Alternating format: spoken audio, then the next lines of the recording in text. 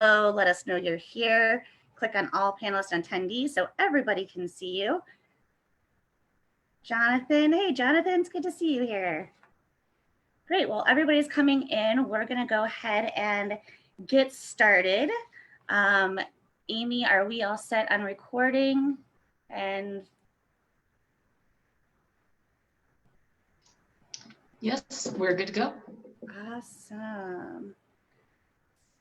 Great. Well, welcome everybody. Thank you for joining us. We are so glad to be here today for Recycle Colorado's Business Partners Showcase, first time virtual. We are excited to have our business partners here to join us in this lively conversation around recycling and markets and much more. This is a great opportunity to get to interact with our partners by asking them questions. So you're going to get an opportunity to ask questions to our showcase partners today. Just imagine that you are standing at their table at the conference. What would you like to know from them? To start, my name is Becky Migas, she, her pronouns, and I am today's session's moderator. I'm owner of B.Green Co., a consulting firm that works with businesses to incorporate smart, sustainable solutions. And I also am co-founder of Women in Sustainability. A few notes before we begin today. We want to make this a fun and interactive session. Do you have questions that you've been dying to ask these organizations? Drop them in the Q&A and we'll ask them as time allows. Only questions posted in the Q&A will be asked to our panelists. You can see down at the bottom of your screen, there's an option for Q&A and chat. Make sure you push Q&A and put your questions in there. Do you want to be able to ask the question yourself? Raise your hand by pressing the raise your hand button in the panel's chat options, and we might be called on to ask to join our panelists live to be able to ask your question. I can't actually see you, so to make sure you're not just raising your hand and that you're using the webinar feature to be called on. We also are going to remind our panelists to keep their answers to just a few minutes to share the spotlight with all of these amazing organizations and partners that are with us today. In the meantime, feel free to use our chat section to post statements on the things that you might have heard from our panelists that you really like, or say hi to each other. Let us know where you're joining in from today. Post stats and just join in this lively conversation. We want you to be a part of today. Amy Randall will also be monitoring our chat sessions as well. So if you need any help with how to ask questions, raise your hand, the conference overall or anything, just go ahead and post it in chat and Amy will be able to assist. In addition, just so you know, this session is also being recorded live on Recycle Colorado's Facebook page. So let's begin. We are so excited to have our partners here today, including Suzanne, also known as Zan Jones with EcoCycle, Jennifer Freeman and Mike Bernier with Swire Coca-Cola, Kendra Appleman-Eastvet and Megan Vinay with CDPHE, Grant Parsons with GFL, who's also joining us from the phone, so you'll hear his drive up to Colorado Springs, Brandy Moe and Kevin Lynch with PaintCare, and finally, John Lair with Momentum Recycling. So with that, I'm going to go ahead and pass it on to these amazing partners to be able to do a quick introduction to each of the conversations. So Zan, take it away. All right, well, good morning, everybody. It's good to see you all on Zoom, and EcoCycle is really honored to be one of the sponsors of the summit. So a few words about us. EcoCycle is one of the oldest and largest nonprofit recyclers in the world. We've been around since 1976, starting out with volunteers using school buses to gather newspapers, and have been busy helping communities become zero waste communities ever since. We have about 65 employees. We are based in Boulder County, and we are engaged in about every aspect of zero waste. And our mission, which, are you showing the slides now, Becky? Our mission is to innovate zero waste solutions, to implement them, and to advocate for them in the service of a more sustainable, equitable, and climate resilient future. So we have a lot of roles in the zero waste effort, which intersect with a lot of you on the phone and with Recycle Colorado. So in terms of implementing zero waste solutions, we run, we're the contracted operator for the Boulder County Recycling Center, where we process some 60,000 tons a year with Boulder County. We founded the first ever Center for Hard to Recycle Materials with the city of Boulder, where we accept some 24 materials and process them in partnership with some other social enterprises like Blue Star Recyclers, Springback Colorado, other Recycle Colorado members. We also have our own fleet of trucks. We haul composting, recycling, and hard to recycle materials with businesses across Boulder County and help them to go deeper on sustainability. But in addition to implementing zero waste solutions, we also do a lot of public education. So we have one of the most extensive environmental ed programs in the country, and we teach environmental ed in both the Boulder Valley and St. Vrain Valley school districts. We also have a Green Star Schools program that works with students and teachers and janitors and kitchen staff to go school by school and incorporate zero waste in the entire life of the school. We also do zero waste events consulting. So last year we had over 90 staffed events that we helped out, bringing zero waste principles to some 500,000 people up and down the Front Range. And we also recruit and train what we call eco leaders, who are members of the community that work, that engage in peer-to-peer education, whether it be in their neighborhood, their church, their schools, their businesses.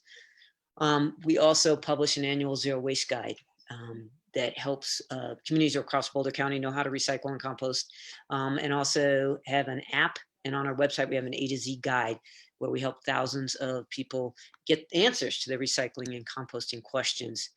And then finally, EcoCycle is an advocate. So we advocate in, oh my goodness, sorry, my phone keeps ringing. We advocate for solutions at the community level. So we work with communities up and down the Front Range and helping them move up the zero waste ladder. We also work at the state level, down at the state legislature with Recycle Colorado and many of you, to influence policy solutions that, kind of rise the tide for all boats. And we're also engaged in a national dialogue around, say, plastics as part of the US Plastics Pact and other venues. So that's some of the ways that we manifest in the community and work with all you. And then I just wanted to highlight 3 different programs that I think are really important this coming year. If you wanted to go to the next slide, Becky. And that is, as I mentioned, we work hand in hand with Recycle Colorado, trying to make Zero Waste Colorado more of a leader. Right now we're laggards. We want to become a leader as a state. And so we do things like an annual state of the recycling report to talk about what the trends are in Colorado and which communities are really leading efforts, and do a whole suite of work around that. We also engaged in plastic pollution, and in particular to reduce unnecessary waste like single-use disposable plastics, and working with companies to use more recycled content. And then finally, we are very much engaged in carbon farming. One of the key roles we play is to get the word out that zero waste solutions are very much part of the climate solution. And not only is that because it takes a lot less energy to make materials out of recycled content, but also because compost and organics can be used as a soil amendment, which really, leads to healthier soils, healthier plants, and really supercharges photosynthesis to draw down more carbon from the atmosphere. So we are very much a part of promoting that as a solution and engaged in various ways in the community to do that. So that's some of the ways we manifest. And again, we are thrilled to be a part of this summit and to be working with all of you on zero waste in so many different ways. Great, thanks, Anne. Thank you so much. Jennifer and Mike, Swire Coca-Cola. Good Jennifer's going to go first, but let me say, I keep losing audio. So if I lose it. Yep, gone. There we are. So we're having some difficulty with Mike's audio. So sorry about that. I'm Jennifer Freeman, formerly known as Jessup. Many of you know me by my previous name, but always Jennifer to you.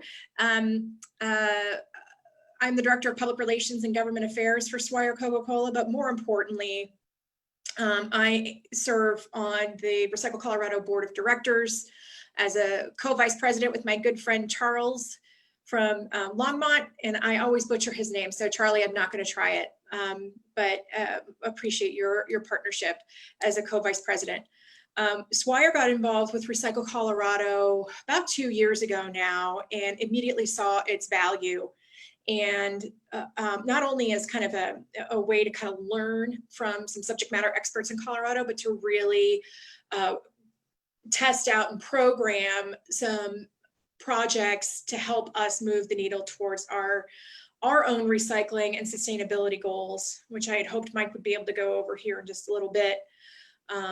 But we'll see if we can get to him in just a moment. Next slide, please, Becky or Amy. The first thing that we want to do is thank the men and women who are fighting the wildfires in Colorado and elsewhere.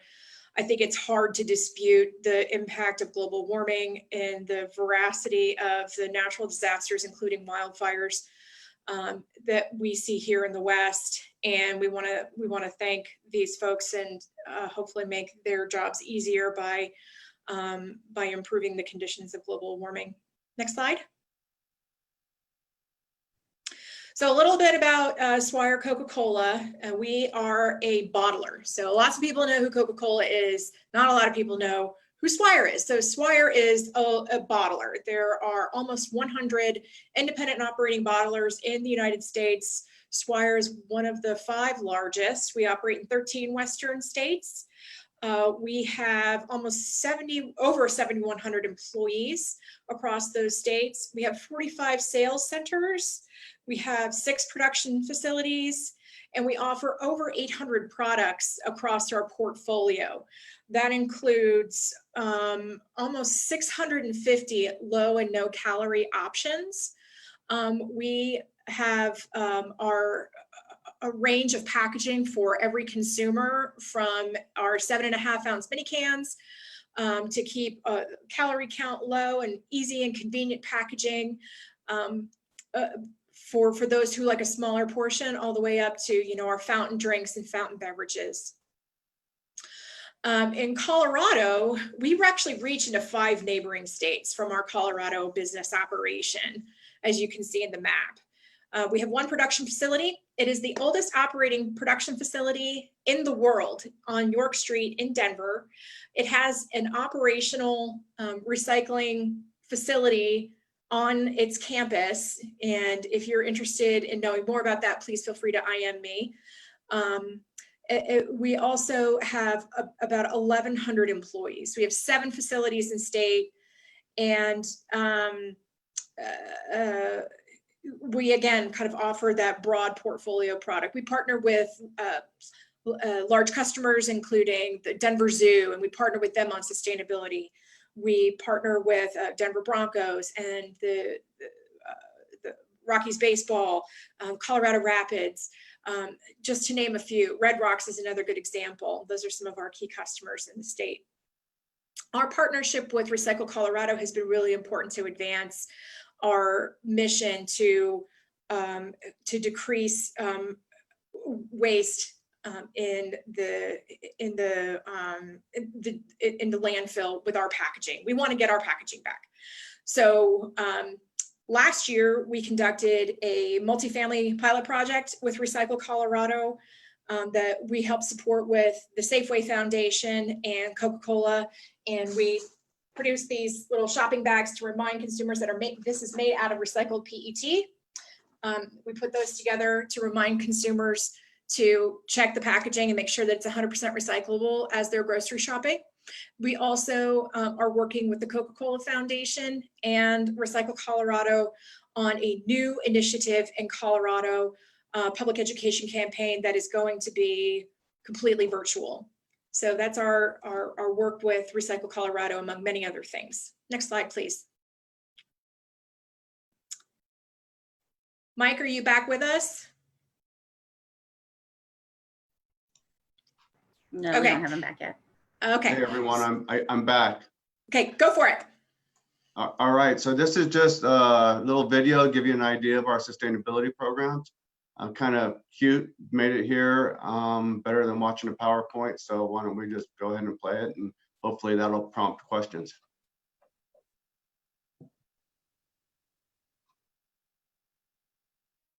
I apologize. I actually didn't see it as embedded as a video, and I don't believe it came up as a video. So it could be something that we could possibly show on the Facebook later. I apologize about that. And then with that, just as soon as I got on, I'm all done unless there's questions. Mike, why don't you talk about our SD30 goals instead. Yeah, okay, thank you, Jennifer. And sorry, I've been going in and out, on and off, so my mind isn't quite all the way engaged. But why don't I talk quickly about our programs? They're really based around water, waste, and climate. We've done a lot of work in all of them, but looking forward, I think we've had a lot of accomplishments in each of them. Looking forward, we just announced our new SD 2030 goals. Pretty aggressive. I'm pretty proud of it. Our water, we're going to continue our work where we replenish 100% of everything we use. We've committed to, within Swire, to all zero waste plants. We're currently at around 95, 96%. So we have to find something to do with that 4%, which I think everyone on this call knows that's going to be really challenging. We also, for the first time, got very aggressive with climate. We have a commitment of 100% renewable electricity by 2026. We have a commitment of a reduction of 70% of our scope 1 and 2 emissions by 2030, 30% scope 1, 2, and 3 emissions by 2030. And we enrolled and are accepted to the Science Based Targets Initiative. We're the first bottler, Coca-Cola bottler in North America, Asia, to have actually accomplished that. So hopefully that prompts questions. We have a lot of work to do in the next 4 years, 9 years, and I'm really excited about it. I think this positions Swire Coca-Cola as a leader amongst the Coca-Cola bottling industry. Thank you. Great, thanks, Mike, and thanks for working with us on those issues. And we're glad you're back. And we definitely have the questions rolling in. I want to make sure that we can get all of our introductions done from our panelists. So we'll go ahead with Kendra and Megan next, please.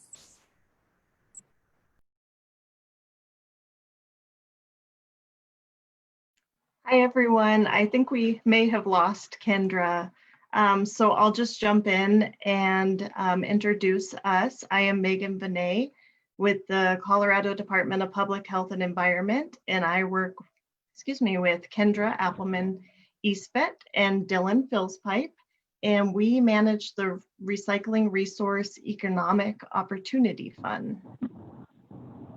Next slide, please. And I think Kendra might be back, maybe not. But basically what our EO grants do by legislation is divert waste and create jobs. Along with myself and Kendra, we also work with Dylan Philspipe. So we are all available at any time to answer questions. Next slide, please. And I am just going to do a quick overview of just a few of our exciting projects that were funded in fiscal year 2020. The first picture on the top left is Table to Farm Composting. They created an artisan soil, which was certified by the U.S. Composting Council. The middle top picture is a piece of equipment from the town of Palisade, where they were able to increase efficiency and expand and improve their green waste program. 3XM is on the bottom left. They developed a Class 3 licensed compost facility in Montrose. Earth Enterprises is over on the right. This was an end market project to support plastic recycling for manufacturing items such as new black trash bags and traps. Next slide, please. Megan, I'm back if you want me to jump in. Hi. Sorry about that. I don't know what's going on. No problem. I'm just going over the pictures, so I'll go over these and let you jump back into the beginning slides. So Estes Park High School is on the top left, and they're creating a closed loop process for generating 3D printer filament from recycled plastic that will be collected at the school. And then high school students will be implementing and running the project, and eventually they'll be operating a website to sell the products they create, which is great once they're back in school. And then rubber erosion is shown in the next two top photos. They purchased an efficient hydraulic molding press and paint station for tire recycling, and will essentially allow for an increased capacity of 170% over previous production capabilities. And then the bottom picture is a photo of a 120,000 pound impact crusher, which processes materials such as concrete and asphalt for recycling. And I will send it back to Kendra. Thanks, Megan. Did you cover the first 2 slides at all? Yes, I did. Okay, great. Thank you. Thank you. So just to sum it up, some of our data from project reporting metrics from fiscal year 14 through fiscal year 20 are reflected on this slide. Between these years, we have funded over 100, or we've funded just 140 projects, the bulk of those being infrastructure and mini grants. Through these projects, we've been able to support the creation of 417 jobs throughout the state of Colorado. Importantly, our grantees have worked hard to divert over 300,000 tons of waste from Colorado landfills. And last but absolutely not least, the grant program has supported projects with over $18 million in grant funds awarded throughout Colorado. And I apologize for the technical difficulties. I don't know what's going on, but we're just happy to be here, and thank you for your patience. Thank you, Kendra and Megan. And it's a lot of people are back on Zoom again. So thanks everybody for their patience. I appreciate it. Next up, we have Grant. Are you still with us, Grant? You may have lost him. We can circle back around to Grant with GFL. Why don't we go ahead and Randy and Kevin with PaintCare. Oops, sorry, thanks. I am Brandy Moe, and I am the program coordinator for PaintCare Colorado, and I am here with my colleague, Kevin Lynch, who is the program manager. And sorry, I'm having issues with my screen. 1 second. Well, it's not going to work. But we're here to talk to you just a little bit about PaintCare. So PaintCare is a nonprofit stewardship organization created by the paint manufacturers to manage the leftover paint in states that have passed stewardship laws. And we are very lucky that Colorado is one of those states. Very simply, we are stewards of the leftover paint. The state oversees us, so CDPHE, and we definitely have to follow the EPA requirements and such, but that's generally how the program works. And upwards of 70% of the paint that comes back to us gets recycled into new paint, which is so cool. Next slide, please. So PaintCare actually began in Oregon as a pilot program back in 2009, I believe, and it went so well that the state decided they wanted to make the program permanent. So Oregon was the first PaintCare state, as you can see on the map here. And then similar laws have passed in the states you see in front of you there, California, Colorado, Mississippi, Minnesota, District of Columbia, Connecticut, Vermont, Rhode Island, Maine, and soon Washington State and New York State. So New York State doesn't have the little updated information there on the slide, but yeah, we are in good company, and we're hoping that more states follow our lead. Next slide.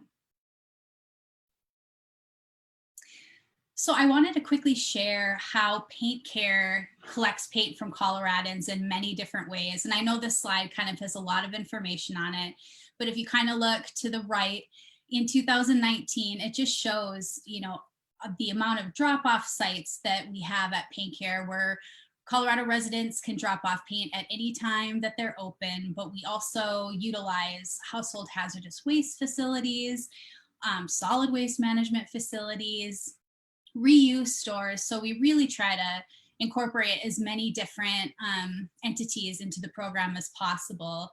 And then we also do additional things to collect paint. We have events in areas of Colorado that, you know, don't have a paint store very near them and things like that. So we also do large volume pickups for residents or businesses. So if folks have 200 gallons of paint or more, we will come and just pick it up for you. And we also partner with household hazardous waste facilities to do events. So again, PaintCare we do our best to make sure that we are thinking creatively and figuring out ways to reach as many Coloradans as possible so everyone has an opportunity to recycle their paint. Next slide.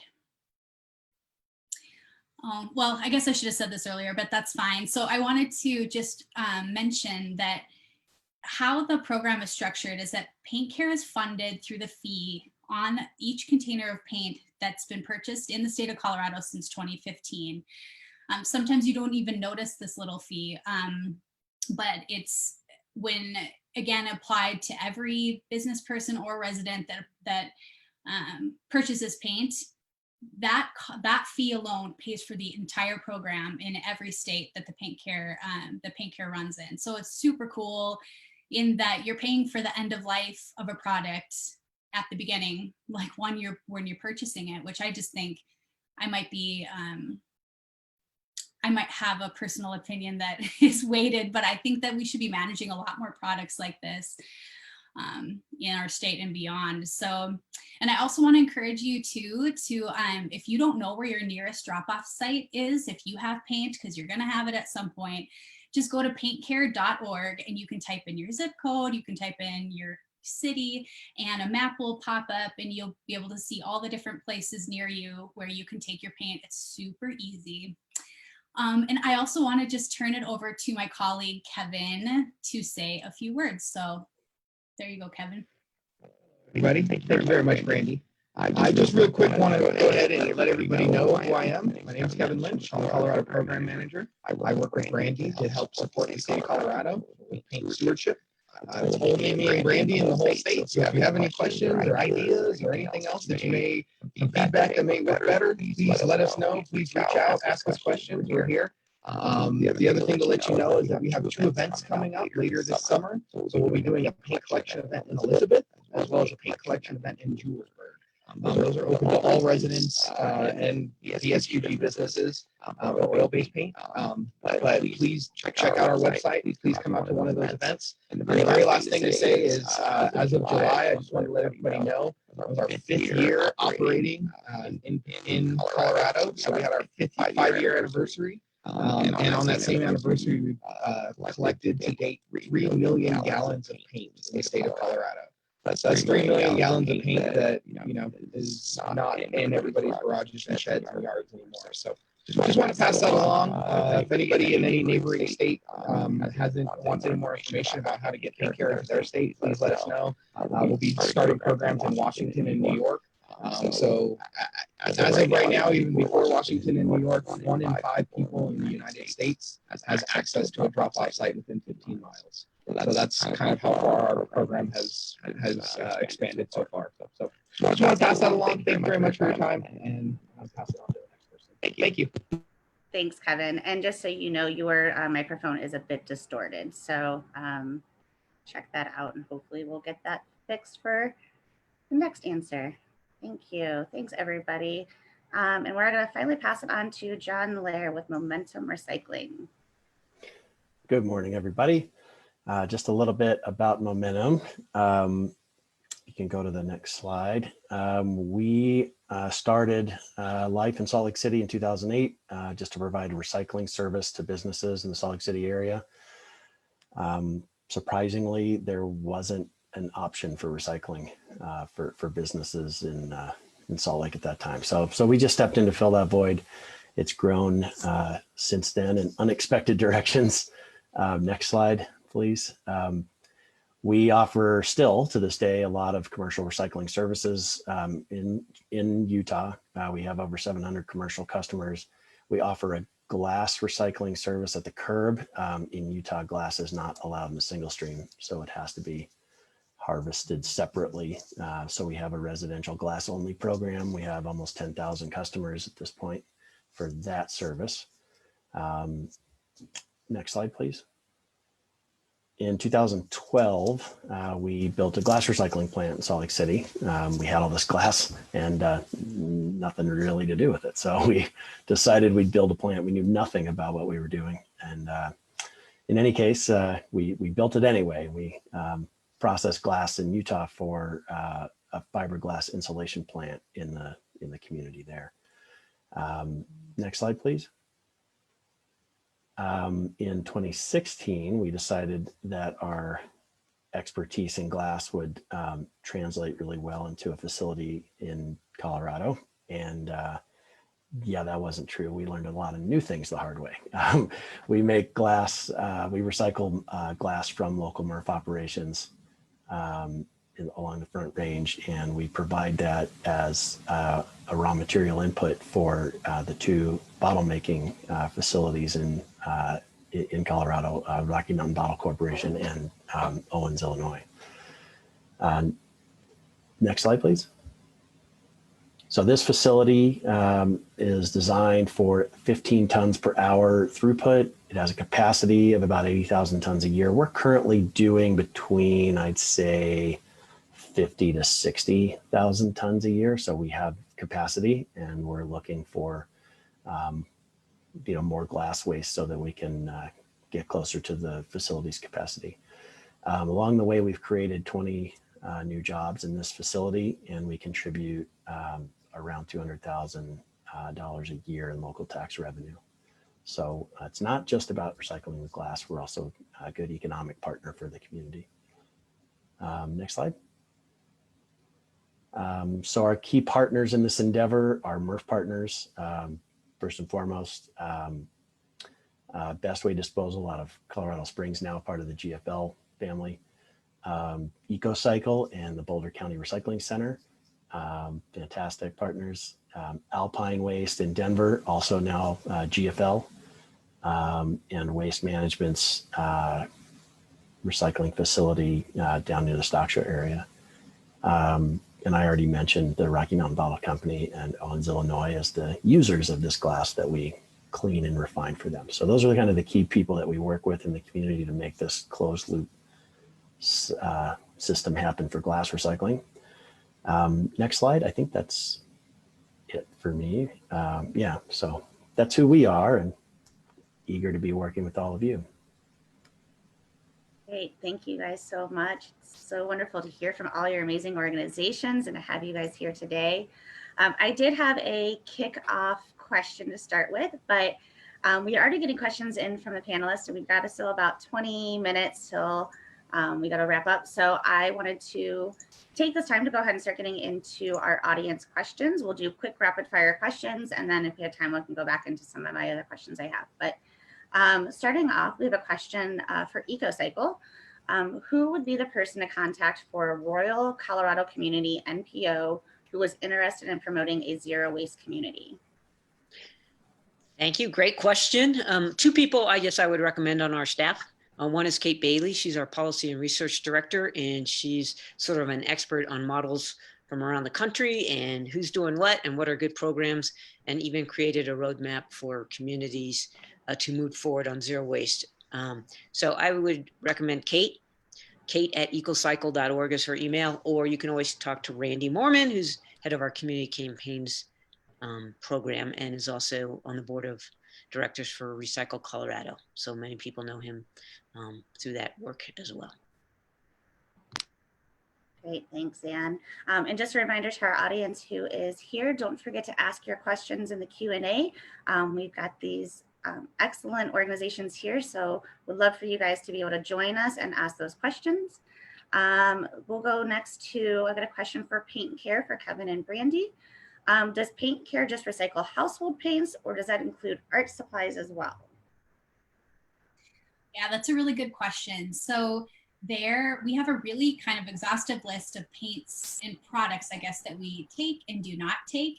And for more details, for sure, go to our website. It really outlines things well. But in general, we take paints and stains and varnishes. So think about it like if you were going to make a recycled content paint, where you're kind of like dumping everything back into a big old vat and then creating a few, more simple colors from that. What would you dump in there? So a lot of things we don't take are like mineral spirits and paint thinners, stuff that folks generally store on the shelves with their paint.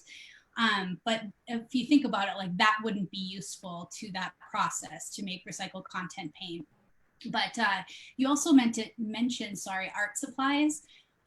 If the paints are in really small containers, we typically don't take that in our program, and it isn't because we can't reuse it. It's just that getting that tiny amount of paint out of this little, device or container, I should say, it just is so time consuming that we get a lot more bang for our buck from pints, quarts, and larger, and we don't accept anything more than 5 gallons. So we don't accept like big barrels of paint either. So there's kind of a lot to it, but if you have more questions, certainly reach out to Kevin or I, or go to our super awesome website that really outlines it very clearly. Great, thanks, Brandy. All right, what questions do we have? So coming in from our audience, thanks guys for asking. For Swire Coca-Cola, Sandy Briggs is interested to know more about packaging EPR plan. You guys want to touch on that? Yeah, I can jump in on that one. Thank you, Mike. No problem. Yeah, so packaging EPR plan, I think for anyone that doesn't know, is extended producer responsibilities. And where we sit as a Swire Coca-Cola and as a Coca-Cola system is we're open to discussing plans, but we also think it's specific to each region. One plan doesn't necessarily fit everywhere in the country or everywhere in the world. We have some key principles in regards to that, but I think it comes down to a region, what works best, and we're open to all dialogue about that. So if there's something going on in Colorado, we want to be engaged and we want to help formulate a good plan. Great, thank you, Mike. Right, everybody, continue to please ask your questions in the Q&A. We've got lots more. I'm going to go ahead and start with my kickoff question, and I'll come back to audience questions. How does your organization help further Recycle Colorado's vision to transform Colorado into a national leader in waste reduction, recovery, and diversion? I'm going to start with Kendra. How about Kendra or Megan? Do you guys want to go first? Sure, thanks. So thank you for the question, Becky. The Department of Public Health and Environment Sustainability Unit focus on the 3 pillars of sustainability just broadly. So those are environment, economy, and social well-being and social justice. So the RREO program supports projects that also support those pillars. So what we focus on is reduction, reuse, and recycling. And by doing so, we include the more typical commodities like glass, metal, paper, et cetera. But we also support projects that look for alternatives to waste diversion for hard to recycle items such as e-waste, tires, construction and demolition, C&D waste. And of course, we also support composting, whether it's supporting a large class 3 facility or specialty artisan soil. All of those things basically support Recycle Colorado's vision in terms of waste diversion. So we have a couple of what we think are bonuses that we kind of add to the picture. We create jobs, which infuse communities with extra dollars. And a lot of our projects also protect wildlife. And of course, we always require regulatory compliance. In addition, going forward with Senate Bill 20055, we're going to be responsible for the following. The REO program specifically will be responsible for statewide education and outreach campaign, where we'll incorporate TV and radio spots, excuse me, and printed materials statewide. We'll also be doing research that will look at ways to develop an end market center in the state of Colorado, basically evaluating best practices across North America to see what that might look like for our state. and also supporting research and manufacturer responsibility, or EPR, basically programs. Again, looking at those best practices in the United States. And when you think about that type of process, think about PaintCare, because they're a great example of something that works really well in Colorado. So yeah, that's kind of what we're doing to support the vision for you guys and for us. I love that. Thank you, Kendra. And I Sure. just love to see all the collaboration between these organizations. Really listening to you guys talk today, you guys can see that, you know, we really have to rely on each other to be able to move everything forward. So it's exciting to really see that come together. Anybody else want to answer that question? I want to go back into a couple other questions and then wrap up before 11:30. But Jennifer, I think I'm viewing first, and then I'll get you next, Ann. Sure. I think I would say that we're trying to lead by example. Obviously, we recognize the negative impact that our packaging and our business operation can have on the environment when it's not treated properly. And so we have taken steps as a leader in the community and in the business world, to be sure, to make sure that our impact is reduced. So we have our own recycling platform set up, our own operation set up at our York Street facility, which is what I mentioned before, where we collect all of the returned materials that we get back from our customers, crush it, and get it ready for recycling with our recycling partners across the state. We have about a 96 to 98% recycling rate for all materials that come in and out of our facilities. So we're really proud of that. And then now we're layering on additional goals around reusable energy and carbon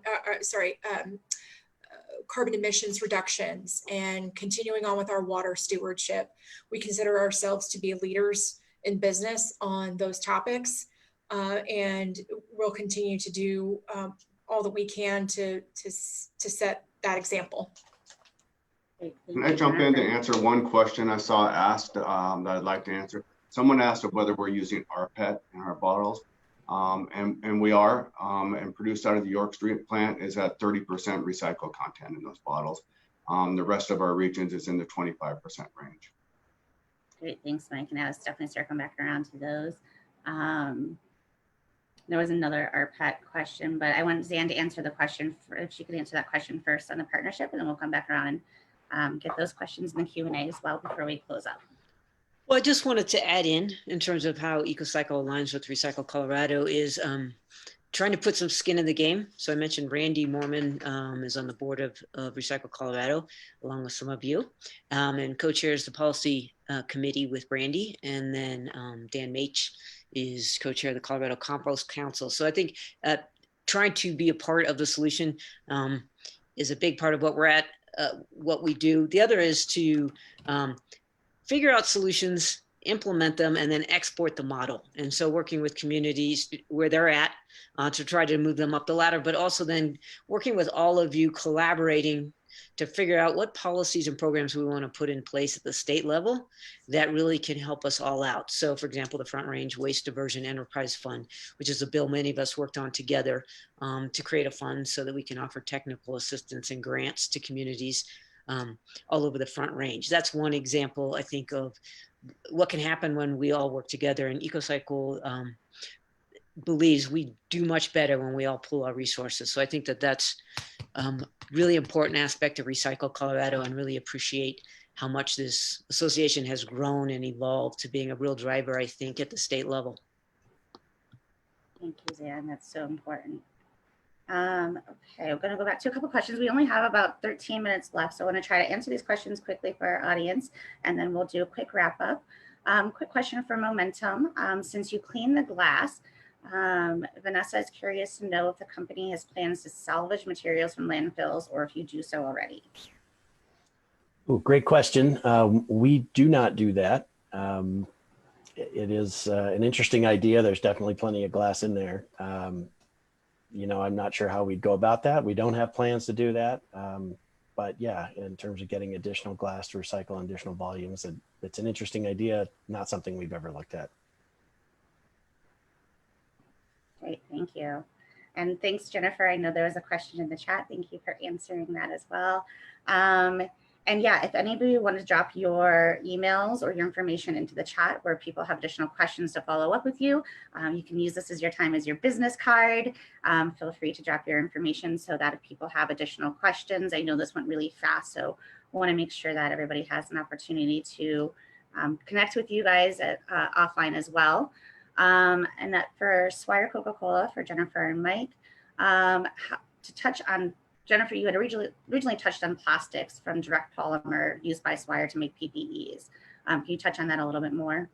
Yeah, absolutely. And Mike, feel free to chime in here too. So during kind of on the initial stages of the pandemic, when PPE, the protective equipment was personal protection equipment was difficult to come by.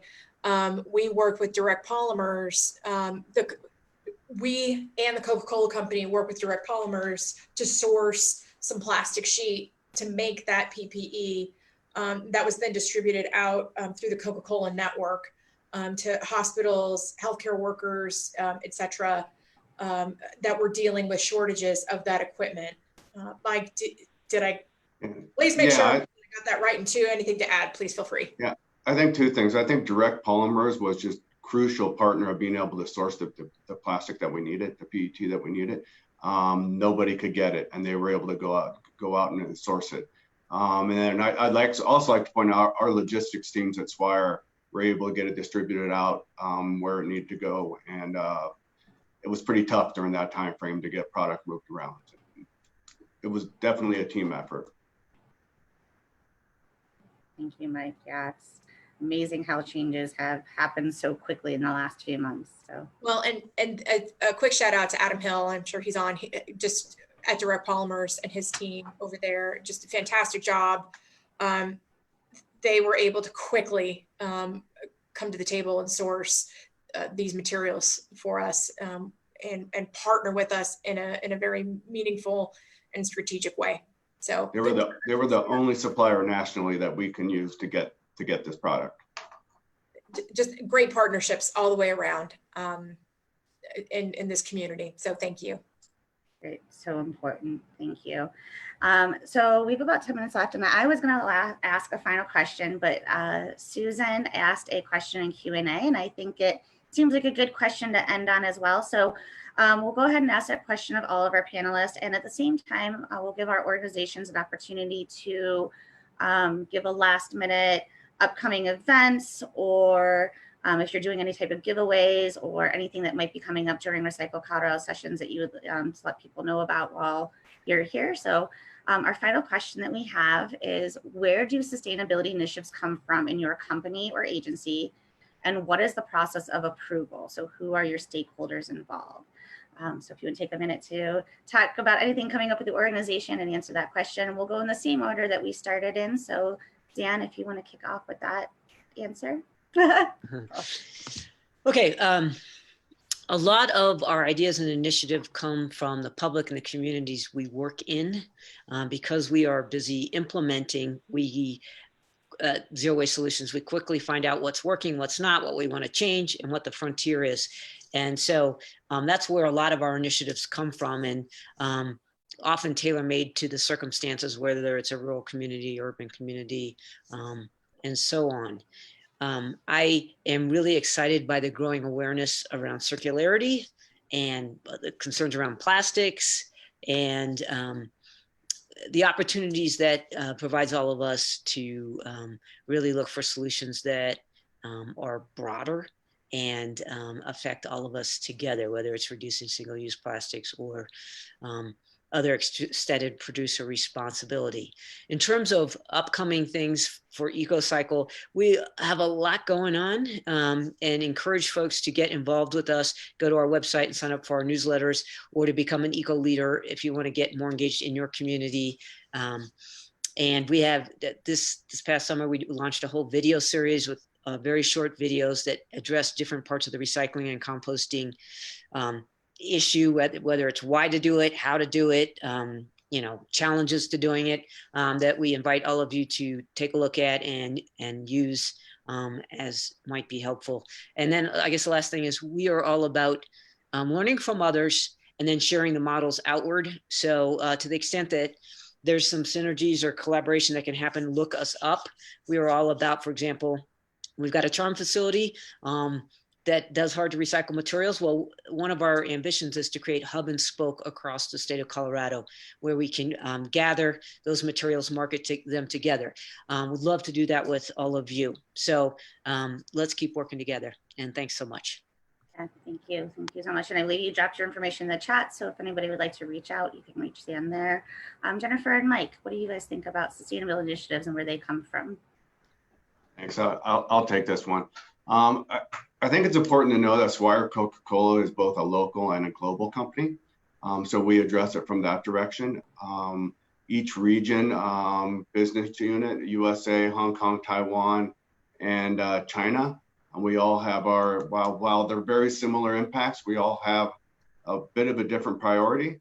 So we get together, we identify our mission, we identify our objectives, we go through goals.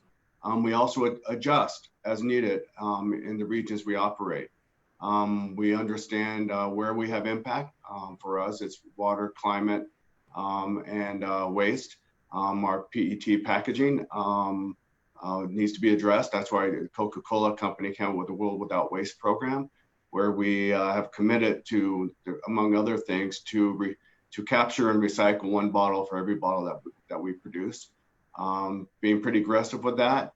Doing a lot of studies there in Colorado that Jennifer's been running. With water, we had committed to, we know that we have a big impact there. I think that was obvious. We need to work on that, though our impact is not as much as what people think. Though we are returning to nature an amount equivalent to what we use. Actually, in the Swire regions, we're at about 250%. If anyone has any questions on how that's possible, please contact me at mbernier@swirecc.com. I'm happy to share with that. But I think that's, we as a team, Swire Coca-Cola USA is a global company, and the Coca-Cola company go about setting our priorities, and we adjust as locally as needed. Thank you, Mike. Thank you, Brandy, for posting that in the chat as well. And I think next we'll have Kendra and Megan, if one of you guys would like to answer that question. Becky, I think Megan and I were both kicked off at the same time. What was the question? Oh, I apologize. I saw you go, but I didn't see Megan go. So the question is, where did sustainability initiatives come from in your company and or agency? And what is the process of approval? So who are your stakeholders that are involved? So I guess in a lot of circumstances, our stakeholders are the legislature, because like with Senate Bill 20055, while we have our strategic planning that we create internally at the department and in our division, when the legislature decides that we need to change our trajectory or we need to embrace a different perspective, basically they make those decisions and we follow their orders, if you will. Obviously, we have stakeholders additionally throughout the state of Colorado, whether they're previous grantees, potentially future grantees, or just entities that are interested in waste diversion and other types of recycling reuse products, or projects. Great, thanks, Kendra. And I don't know if you had heard me say, if anybody wants to reach out to you, feel free to drop your contact information in the chat as your business card, since we are not in person for in-person business cards. So, and Jennifer is so correct. This is a hard question to answer in a minute. So definitely take the time and follow up with these organizations. We're gonna take that moment then and pass it on to Brandy and Kevin. So yes, I just want to take this question. Hopefully I'm clear. Just wanted to basically let everybody know that our program does follow the EPA hierarchy. So we do want to, do source reduction first.